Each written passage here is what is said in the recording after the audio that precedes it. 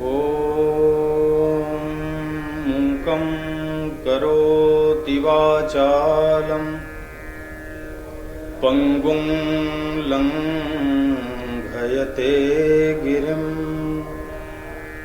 यत्कृपातमहं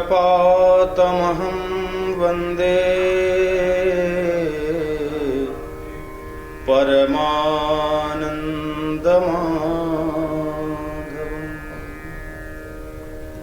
राधे राधे। दर्शकों, आज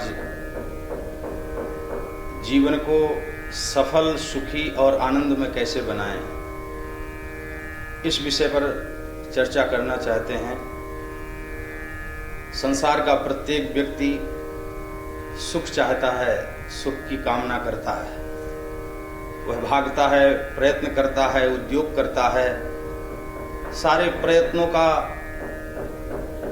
परिणाम वह सुख के रूप में देखना चाहता है। लेकिन विडंबना यह है कि दुख प्राप्त होता है,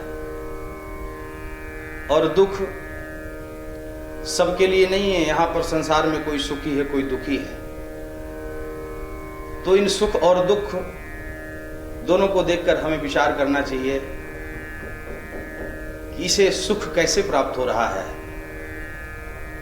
अमुक दुखी क्यों है। दुख अशुभ कर्मों के परिणाम से प्राप्त होता है और सुख शुभ कर्मों के परिणाम से प्राप्त होता है। तो हमारी जीवन शैली ऐसी बने जिससे हम सुखी हों। सूत्र क्या है? हमारी जीवन शैली बदल गई, हमारा खान पान बदल गया, हमें कुछ पता ही नहीं है हम कहाँ हैं, क्या कर रहे हैं, हमें करना क्या है। जिन जिन का जीवन सुखी है उन्होंने विचार पूर्वक इस जगत को देखा और जागृत होकर, जो सोया हुआ है, कहते हैं जो सोवत है सो खोवत है। तो सोने के लिए रात्रि है, लेकिन हमें मोह रूपी रात्रि में नहीं सोना है। मोह रूपी रात्रि वो है जो दिन के उजाले में भी बनी रहती है। तो ज्ञान के नेत्रों को खोल करके अपनी जीवन शैली को बदलें। प्रत्येक विचारवान, समझदार व्यक्ति को चाहिए कि वह ब्रह्म मुहूर्त में ही निद्रा का त्याग करे, शैया का परित्याग करे, शुभ मुहूर्त में उठे, जल्दी उठे। लोग बातें करते हैं कि ब्रह्म को देखने की, ब्रह्म की चर्चा करते हैं, ब्रह्म ज्ञान की बातें करते हैं, लेकिन उनसे पूछा जाए तुम ब्रह्म की बातें करते हो, क्या ब्रह्म मुहूर्त देखा है? देर से सोना, देर से उठना, आचार विचार, जीवनचर्या बदल गई। एक समय था, एक युग था, लोग देर तक सोते तो चिंता हो जाती। महाराज दशरथ राम जी को राजा बनाना चाहते थे, तो राज्याभिषेक की प्रथम रात्रि में कैकेयी के भवन में प्रवेश किया और मंथरा से प्रभावित कैकेयी महाराज दशरथ से अप्रिय मांगों को लेकर भगवान को वन भेजने की बात करने लगी। महाराज दशरथ इस अप्रिय बात को सह न सके, उनकी स्थिति बिगड़ गई। न सोने का समय, न जगने का समय, क्लेश की, दुख की, वेदना की वह रात्रि थी। महाराज सोए नहीं, राम राम करते हुए रात्रि बीती है। भगवान को राजा बनना है, प्रातःकाल से ही लोग उठकर बैठ गए। लोगों को प्रतीक्षा थी कि वह सुख की घड़ी कब आएगी जब हमारे रामभद्र राज सिंहासन पर विराजमान होंगे। लोगों को नींद नहीं आती और पता चला कि महाराज दशरथ तो अभी महल से बाहर ही नहीं आए। तो वहां पर गोस्वामी तुलसीदास जी ने इंगित किया है, पछिले पहर भूप नित जागा, आज हमहीं बड़ अचरज लागा। महाराज दशरथ तो नित्य ब्रह्म मुहूर्त में रात्रि के तीसरे पहर में ही जग जाया करते थे। आज क्या हो गया, महाराज जगे क्यों नहीं? उस युग में कोई जगह नहीं तो आश्चर्य होता था, और आज कोई ब्रह्म मुहूर्त में उठ जाए, कोई 5 बजे 6 बजे दिख जाए तो आश्चर्य होता है कि भैया सब ठीक ठाक तो है, आप इतनी सुबह। तो ब्रह्म मुहूर्त में जीवन